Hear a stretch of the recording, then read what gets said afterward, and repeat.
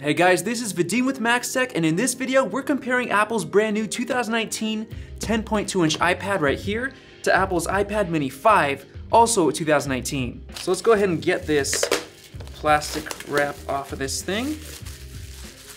All right, let's take this off, and wow, this is actually quite a bit larger compared to the 9.7-inch. It seems like it's not a big difference, but it actually is. This thing's pretty large. Holding them side by side, you guys can easily see a difference. This thing's so much bigger than the iPad mini 5. And before I start comparing these two, I want to point out that we still get the same 12-watt power adapter just like we used to get with all the other iPads. So right off the bat, I'm seeing a few differences.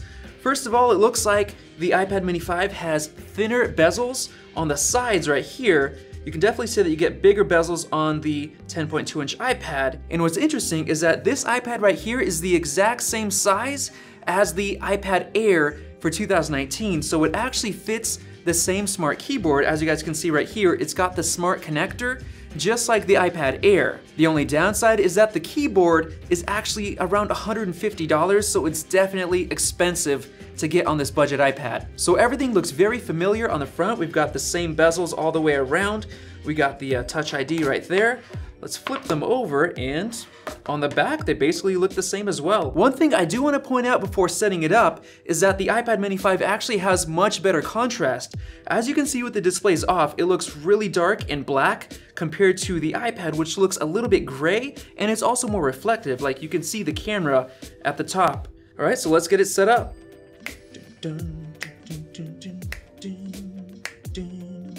Now that we have them set up, let's start by comparing the displays. Now with the new 10.2-inch iPad, it costs $329 compared to $399, but on the iPad mini 5, you're actually getting a laminated display. What that means is that the display is actually glued to the glass as one piece with an anti-reflectivity coating. Compared to the budget iPad that does not have a laminated display, that means there's a gap in between the display and the top glass. So check this out, listen to this.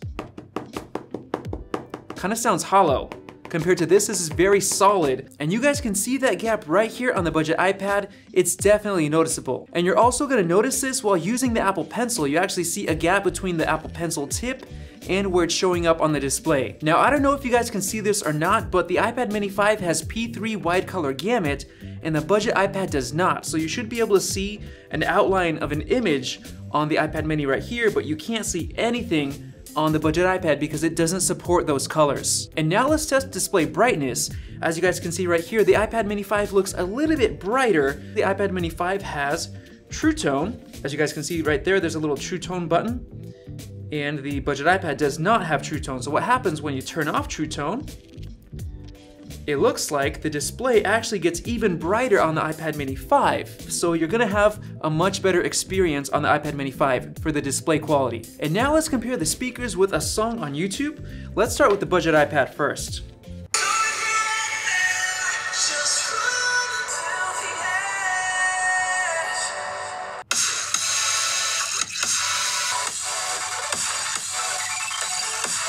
Now before we jump into performance, which is the main difference between these two iPads, let's first test out the cameras. What's interesting about the new budget iPad is that it still has only a 1.2 megapixel front-facing camera compared to, I believe it is 7 on the iPad mini 5. And you guys let me know down in the comments below what differences you can see between both of these selfies and which one looks better. And on the backside, we're actually getting identical 8 megapixel cameras on both of these. And just for good measure, let's also test out the microphones on both of these iPads. This is a microphone quality test on the 2019 10.2-inch budget iPad. This is a microphone quality test on the 2019 iPad mini 5. Now before we get into performance, let's quickly mention the battery life. The iPad mini 5 has around a 19 watt-hour battery compared to around 32 on the budget iPad, but Apple still rates them for 10 hours of use. So we've got Geekbench 4 open right here, and as you guys can see, we've got the A12 Bionic right here and the A10 Fusion on the budget iPad. And interestingly, they both have 3 GB of RAM. Let's go ahead and start the CPU benchmark. Now, while this test is running, I do want to mention that the budget iPad has the A10 chip that has not changed since last year. It's the same exact chip, and it's actually the chip that came in the iPhone 7, so it is pretty old compared to the A12 Bionic that actually has an added neural engine for augmented reality and machine learning tasks. So we got the results back, and as you guys can see, the iPad mini 5 is getting over double the multi-core score than the budget iPad, so you're definitely getting a lot of performance with the mini. And now let's switch over and do the graphics test. And here are the results. As you guys can see, we're actually getting 64% better graphics performance on the iPad mini 5. So if you're doing any kind of photo editing, video editing, or even gaming, you're definitely going to want to go with the iPad mini 5 or the iPad Air that has the same A12 chip. On that note, let's do some gaming and see what the differences are for gaming performance. Now, Call of Duty Mobile just came out a couple of days ago, and it's the perfect game to test out for this comparison. So we're gonna start off with the iPad mini 5. Let's go ahead and go into the settings and let's see what it's set to. Oh, look, right away we got very high graphics quality and high frame rate. Let's go ahead and switch to very high frame rate as well. All right, so far it's feeling pretty smooth. Got him. Come on, bro. Oh, he got me. So far everything looks perfectly smooth. The frame rate is really good. I know you guys can't see the frame rate because it's not in 60 FPS, but it's super smooth right now. So overall, this is a really good package because it feels really comfortable in your hand. It's nice and small, and you also get a ton of performance for gaming. Call of Duty Mobile plays perfectly on this iPad. Now here we are on the 10.2-inch iPad, and as you guys can see, this is definitely much larger. Now here we can see that we actually get the option for very high and very high for both the quality and the frame rate, which is really, really nice. So I can already feel that this is less comfortable because these buttons right here are moved out. I might have to customize them, but it's definitely not as comfortable to hold in the hand.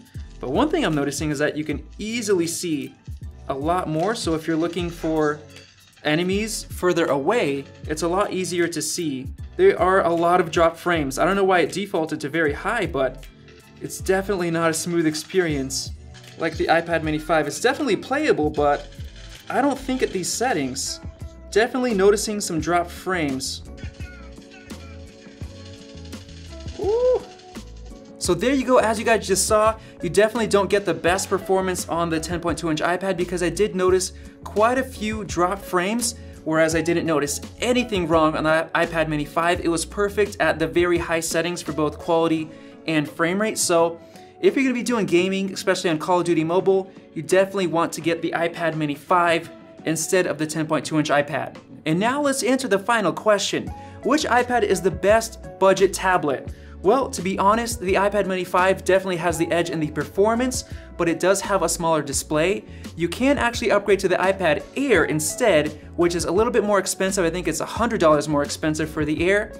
But for $329, this is actually a really good package with the 10.2-inch display. It's actually really nice, and it does have the smart connector, so you can connect the smart keyboard and use it with that. So that's definitely a plus. And I think this budget iPad is gonna be best for people who need a basic tablet for things like YouTube, surfing the web, and playing basic games. And this one is gonna be better for people who wanna do some higher end gameplay like Call of Duty Mobile, Fortnite, and maybe some photo or video editing or high performance tasks like that. So thanks for watching, guys. If you didn't already subscribe, click that circle above and make sure to check out some of those 2 videos right there. Thanks for watching, and we'll see you in the next video.